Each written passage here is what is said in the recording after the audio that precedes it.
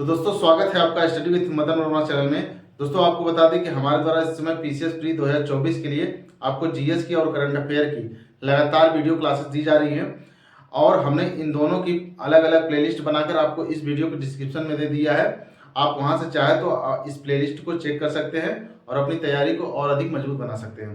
तो चलिए दोस्तों बिना समय गंवाए शुरू करते हैं। देखिए दोस्तों आज के इस वीडियो में हम देखने वाले हैं उत्तर प्रदेश को। ठीक, उत्तर प्रदेश एक दृष्टि में देखने वाले हैं। तो यहाँ पर हमने आज उत्तर प्रदेश को संक्षिप्त रूप में आपको एक छोटी सी वीडियो में देने का प्रयास करेंगे।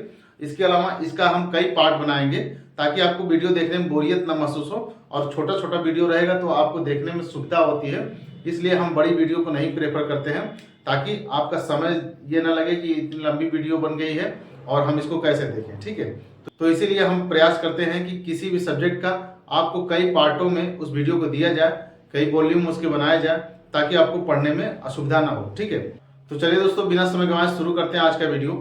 तो देखिए इस समय भारत में कुल कितने राज्य हैं? तो भारत में इस समय कुल 28 राज्य हैं। ठीक है, और कितने केंद्र शासित प्रदेश हैं? तो कुल 8 केंद्र शासित प्रदेश हैं। ठीक, कुल 28 राज्य हैं और 8 केंद्र शासित प्रदेश हैं। इन 28 राज्यों में अपना उत्तर प्रदेश भी एक अपनी अहम भूमिका रखता है। ठीक है, क्षेत्रफल की दृष्टि से और जनसंख्या की दृष्टि से, इन दोनों दृष्टियों से। ठीक है, बात की जाए जनसंख्या की दृष्टि से तो उत्तर प्रदेश पूरे भारत में जनसंख्या की दृष्टि से पहला स्थान अपना रखता है। ठीक है, जनसंख्या की दृष्टि में उत्तर प्रदेश का पहला स्थान है। और क्षेत्रफल की दृष्टि से बात किया जाए तो ये पूरे देश में अपना चौथा स्थान रखता है। ठीक है, तो इस प्रकार से उत्तर प्रदेश की पूरे देश में अपनी एक महत्वपूर्ण भूमिका है। ठीक है, तो आइए संक्षिप्त रूप में उत्तर प्रदेश को हम देखने का प्रयास करते हैं। तो देखिए क्षेत्रफल की दृष्टि से उत्तर प्रदेश का जो क्षेत्रफल है वह 2,40,928 वर्ग किलोमीटर। ठीक है, कितना है? 2,40,928 वर्ग किलोमीटर इसका टोटल क्षेत्रफल है, जो कि पूरे देश का कितना परसेंट है? 7.33% है। पूरे देश का कितना परसेंट है? 7.33%। ठीक है, राजस्थान, मध्य प्रदेश, महाराष्ट्र। ठीक है, राजस्थान, मध्य प्रदेश, महाराष्ट्र के बाद उत्तर प्रदेश का क्षेत्रफल की दृष्टि से कौन सा स्थान है? चौथा स्थान है। देश में कौन सा स्थान है? चौथा स्थान है। ठीक है, यानी उत्तर प्रदेश से 3 बड़े राज्य कौन से हैं? देखिए पहले नंबर पर आता है राजस्थान, क्षेत्रफल की दृष्टि से सबसे बड़ा राज्य भारत का। दूसरे नंबर पर आपका आता है मध्य प्रदेश और तीसरे नंबर पर आता है महाराष्ट्र और चौथे नंबर पर आपका आ जाएगा उत्तर प्रदेश। ठीक है, चूंकि जब 2014 में तेलंगाना का विभाजन नहीं हुआ था, तेलंगाना राज्य का निर्माण नहीं हुआ था, तो उस समय चौथे नंबर पर आपका आंध्र प्रदेश था और 5वें नंबर पर आपका उत्तर प्रदेश था।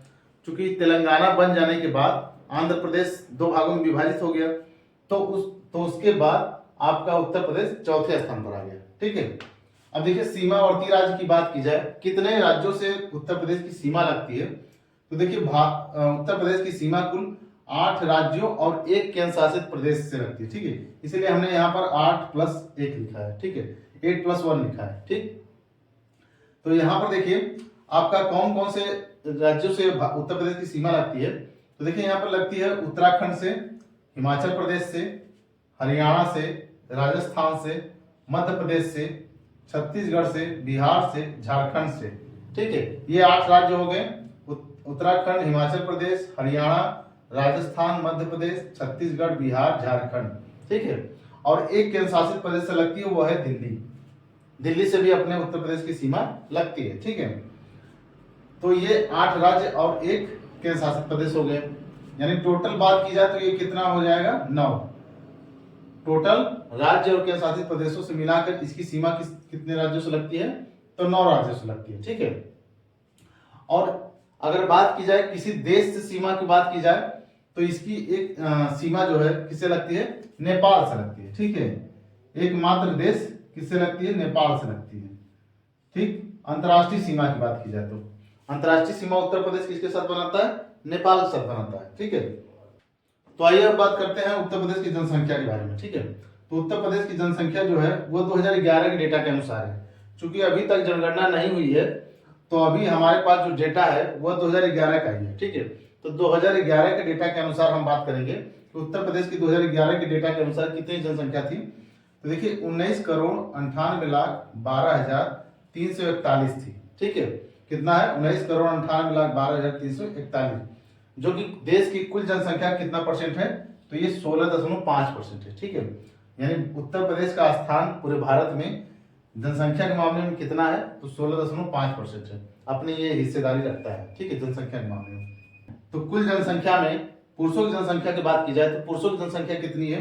तो देखिए पुरुषों की जनसंख्या आपका 10,44,80,510 है।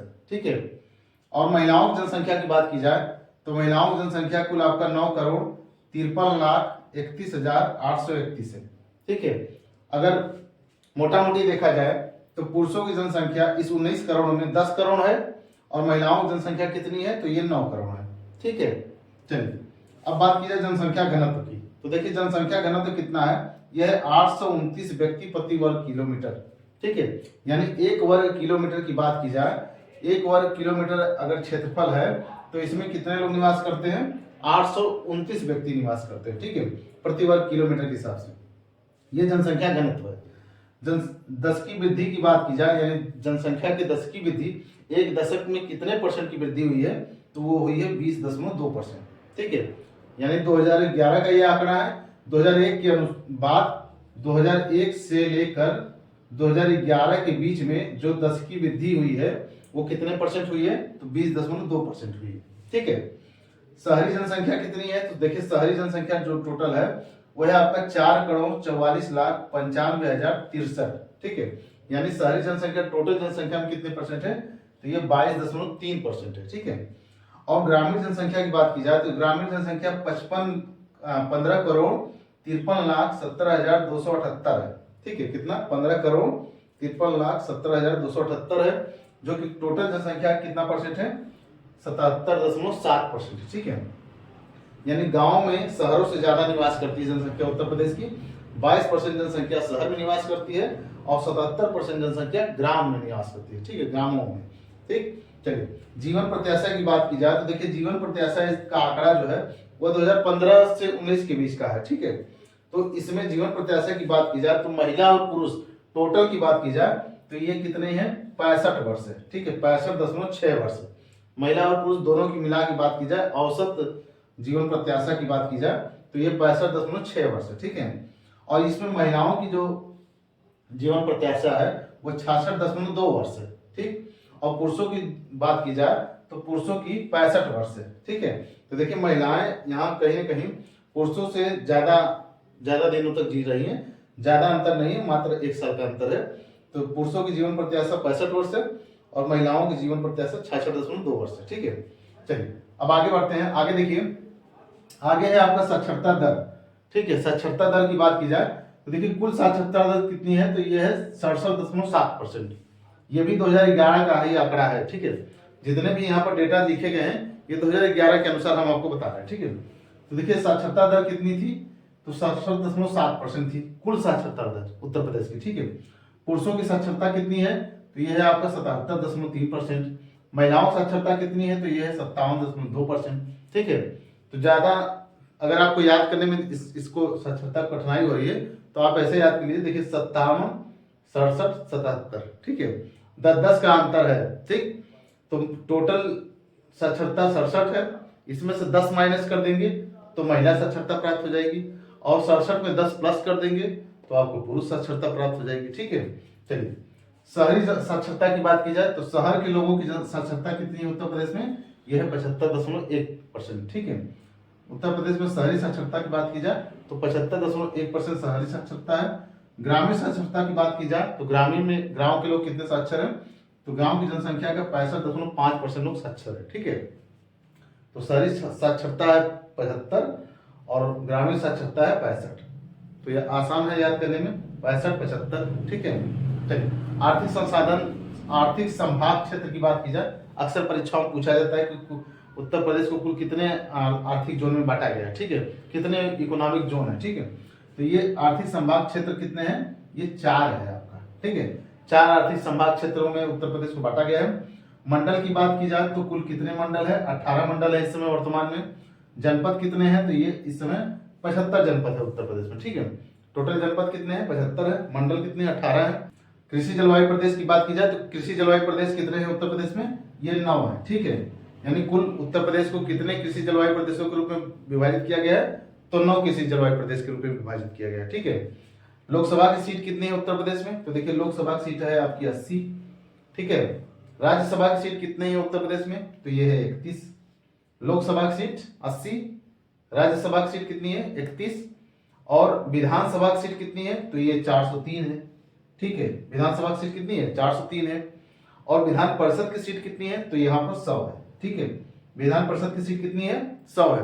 देखिए पहले ये विधानसभा की सीट 403 प्लस 1 हुआ करती थी। ठीक है, जब यहाँ पर एंग्लो इंडियन का प्रावधान था कि 403 आपके सामान्य सीट होगी और एक जो है एंग्लो इंडियन की सीट होगी। ठीक है, तो एंग्लो इंडियन का प्रावधान 2020 से खत्म कर दिया गया है, तो अब इसलिए टोटल सीट जो हो गई है वो 403 है। ठीक है, तो ये उत्तर प्रदेश का एक संक्षिप्त रूप में पार्ट 1 था।